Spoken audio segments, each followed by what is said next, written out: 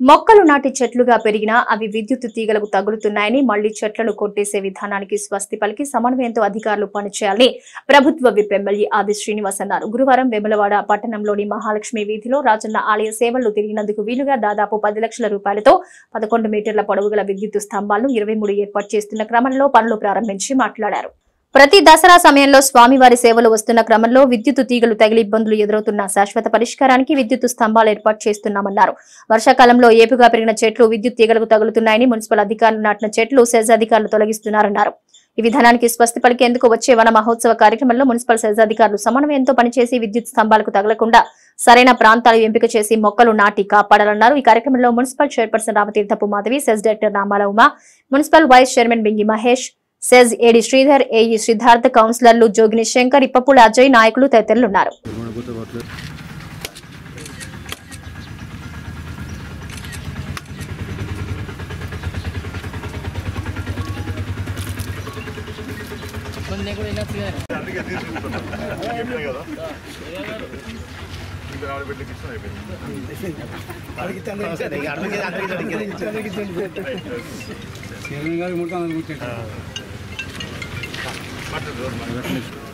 మరి పట్టణంలో ఇప్పటికే దాదాపు మున్సిపల్ పరంగా కూడా ఎక్కడైనా సమస్య ఉంటే పోల్స్ కావచ్చు, లైట్స్ కావచ్చు వేసుకోవడం జరిగింది. మరి సెస్ పరంగా కూడా దాదాపు గతంలో కూడా సెస్ డైరెక్టర్ ఆధ్వర్యంలో దాదాపు సమస్యలు చాలా వరకు తీర్చడం జరిగింది.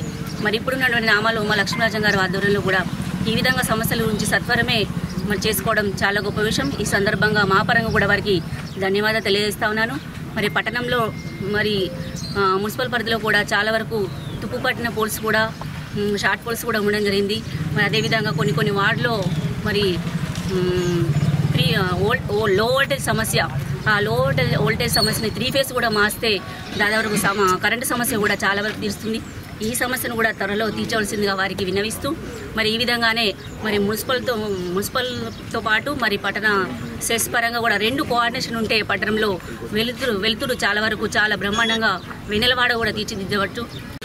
పోలేయడం జరిగింది. దానికి కొబ్బరికాయలు కొట్టి అందరూ ఎమ్మెల్యే ఆదిశీనన్న గారికి, మన మున్సిపల్ మాధవ్ గారికి, ఇక్కడ వచ్చిన మన కాంగ్రెస్ నాయకులకు, మన మున్సిపల్ కౌన్సిలర్లకు, సెస్ సిబ్బందికి అందరికీ పేరుపైన నమస్కారాలు. ముందు కూడా మేము చైర్మన్ అన్నట్టు అన్ని రకాల మున్సిపల్ అయితేంది, సెస్ అయితేంది అన్ని కలుపుకొని మేము అన్ని రంగాల అన్ని ఎదురు కూడా మేము చేద్దామని చెప్పి మాటిస్తున్నాను.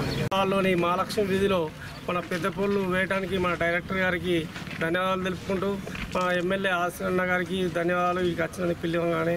అదేవిధంగా మన దసరా అప్పుడు దసరా ముహూర్తాల్లో మన దేవుని సేవ తేవడానికి ఇబ్బంది అవ్వడం కారణంగా ఈ పెద్ద పూలు వేస్తున్నందుకు వారికి ఎండి గారికి, ఈ గారికి, మా కౌన్సిలర్లకు అందరికీ నా యొక్క ధన్యవాదాలు తెలుపుకుంటూ, డైరెక్టర్ గారికి ఇంకా సుధా చేయాలని వారికి నేను ధన్యవాదాలు తెలుపుకుంటాను.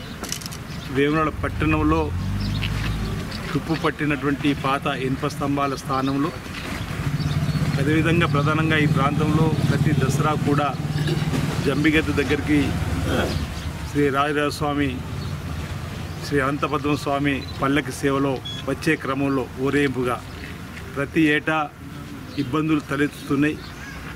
ఇంటికి సంబంధించినటువంటి గృహ అవసరాలకు సంబంధించినటువంటి కరెంటు తీసివేయడము, పెట్టడము, ఆ ఇబ్బంది తొలగాలంటే 11 మీటర్ల స్తంభాలు వేస్తే బాగుంటుందన్న ఆలోచనతోటి ఇంచుమించు 22 స్తంభాలు ఇక్కడ 11 మీటర్లవి వేయడం. దీనివల్ల అంతరాయం, అంటే దసరా పండుగ సందర్భంగా అంతరాయం తొలగిపోతుంది.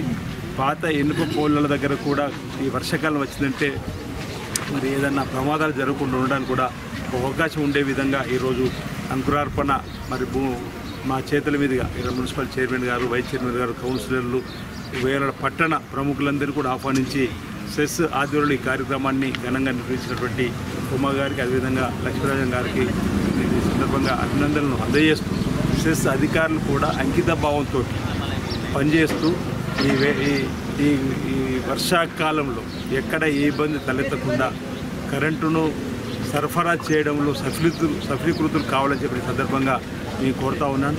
ఈరోజు మనం చెట్లను పెంచే కార్యక్రమంలో పెడతా ఉన్నాం, తర్వాత పెరిగే క్రమంలో ఈ కరెంటుకు అంతర్వేతను కొట్టివేస్తాను. అలాంటి కాకుండా ఒక ప్రణాళికబద్ధంగా సెస్ అధికారులు ఏది వన మహోత్సవం జరుగుతున్న సందర్భంలో సంబంధిత గ్రామాల్లో అయితే గ్రామ సెక్రటరీలు, ఎండిఓలు, ఎంఆర్ఓలతో కోఆర్డినేట్ చేసుకొని, పట్టణం అయితే మున్సిపల్ కమిషనర్, చైర్మన్, కౌన్సిల్తో కోఆర్డినేట్ చేసుకొని ఎక్కడైతే భవిష్యత్తులో ఇబ్బంది తలెత్తుందో అక్కడ పూల మొక్కలను పెట్టి ఎత్తుగా పెరిగిన చెట్లు పెట్టుకున్నట్టయితే ఇలాంటి ఇబ్బంది తలెత్తకుండా ఉండేటువంటి అవకాశం ఉంటుంది. కాబట్టి ఇప్పుడు వన మహోత్సవం ఈ శనివారం నుంచి ప్రారంభం చేయాలని ఈ ప్రభుత్వం ఒక పెద్ద ఎత్తున ఆలోచన తీసుకున్నది.